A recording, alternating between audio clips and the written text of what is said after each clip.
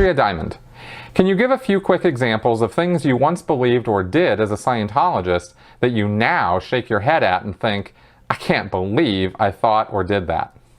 God, where to start? There's so many things. I got to thinking about this, and just one thing after another started coming up as I was sort of like looking in my memory there, like, oh God, yeah, there was this and this and this. Man, you know, there were so many things that I put up with as a Scientologist, and especially as a Sea Org member, that were just so ridiculous, so ludicrous. And you know, you convinced yourself, I convinced myself that it was all for the greater good and that it was necessary that I do those things. And of course, all of that was just total nonsense. You know, some of the living conditions, the putting up with living in a room with my wife for 17 years as a Sea Org member, a room. You know, putting up with staying up until 2, 3, 4 in the morning on a, you know, sometimes for days at a time. I mean, come on, you know, it's ridiculous. But as far as some things I look back on and I just go, oh man, I can't believe I did that. You know, I used to strut around in my Sea Org uniform on the base. I was a management person, so I had some degree of authority because I was working over at the management organization. At least I had thought I had some authority. You know, it's funny, the way you can kind of fool yourself about that too. And I would, and I feel silly and a little bit, you know, about how I treated some people as a result of that.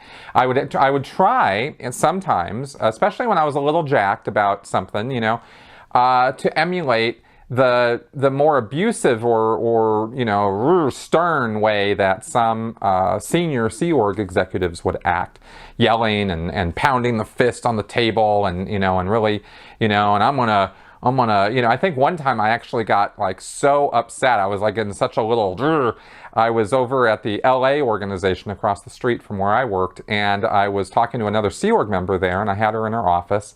She was the flag representative, the representative for this, and she was this pretty kind old lady, really. I mean, she was in her 60s or something. She'd been around for a long time, longer than I had. And she'd seen everything, kind of done everything, and I was yelling at her. I was like, rah, rah, you know, and what the hell with this thing, and how is this program target not done, or whatever nonsense thing that I was yelling about. And I said, it just came out. I pounded the table and I said, and if this doesn't get done, I'm gonna kill you or something. I think I said that. And I look back and I'm just like, what was I thinking? And she, you know, just bless her heart, you know, she actually suppressed a giggle when I did that. And it kind of diffused me in my head. I was like, ugh. And you know, because normally I was not that way. And it was so weird to try to muster that up and be that way. And I watched other Sea Org members do that, executives. They would try to put on this mask or put on this coat of toughness, and they were going to go rip into somebody, and this was what they were going to do. And they knew that it wasn't them. They didn't want to do that. I didn't want to do that, but I felt that that's what I was supposed to do, and that was what was expected of me. Pretty dangerous mindset, really, you know, when you get into that way of thinking that's okay. It can lead to much worse things. And that's, you know, so I look back on that and I just go, man, you know, from one angle, it's very funny and stupid because there wasn't really any harm in it, in that circumstance, because she knew what was going on. She knew the drill, and she knew I was just being, you know, the way I thought I was supposed to be. And it really was very stupid. And I think, you know, every other time I had dealt with her, I had been more of, look, what's going on? Tell me what's happening. How do we debug this? How do we work on this? And it was more of a conversation. So this time it was like, you know, no, I can't be that way with her. I got to go give her the what for. So, you know, I kind of look back on those times, which were few, I think, at least that I recall. Probably too many as far as some other people are concerned. But, you know, I look back on those and I just go, ugh, what a dork, you know. And I really also look back on some things that I did or agreed to with the RPF when I was on the Rehabilitation Project Force in the Sea Org, that I just go, man, you know, some of the, I mean, especially when I first got there, there was kind of this almost hazing period where I was just ragged, run to the point of exhaustion, and I was so beaten down and introverted already from just having been there, just being in the status of being an RPFer, this lower of the lowest class of citizen in the Sea Org, kind of the lowest caste, I guess you could say, the untouchables, that already was demeaning and diminishing of my morale and my self-image.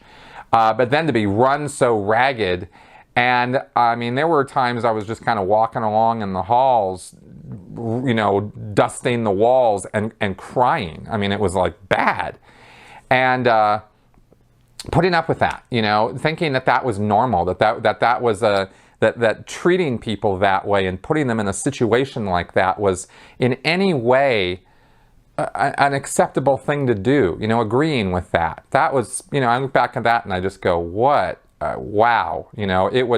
I would not do that again. I wouldn't do that to people, and I wouldn't do that to myself unless somebody literally had a gun on me.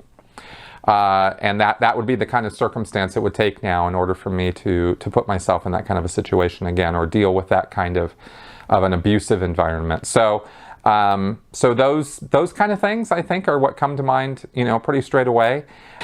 And the last thing I'll mention is because I'd like to end this on a slightly lighter note, is I also, getting into this mindset that the world was going to end tomorrow if I didn't get X, Y, or Z done. And X, Y, and Z were the stupidest things. I mean, even when I was traveling around the country near the end in the last few years, driving around doing logistics work, not taking some time to just kind of look around and I mean, I did take some time, but I didn't, really take enough to just stop and smell the roses, and think, and I look back and I just go, man, I was so focused, I was so intense, and I was so driven to work, and I was in this mindset that if I didn't get these things done, that it was somehow going to affect the survival of the world. I mean, how arrogant do you have to be, to think that you're so special, that you're in a position where your every action on a day-to-day basis is what determines the future of mankind. I mean, wow. I mean, yeah, there's some delusion and stuff there, but there's some arrogance of supreme, magnitude there. And that was, that's where my head was at. So I don't know. I think those are some things that might give some things I look back on now and just go, whoa.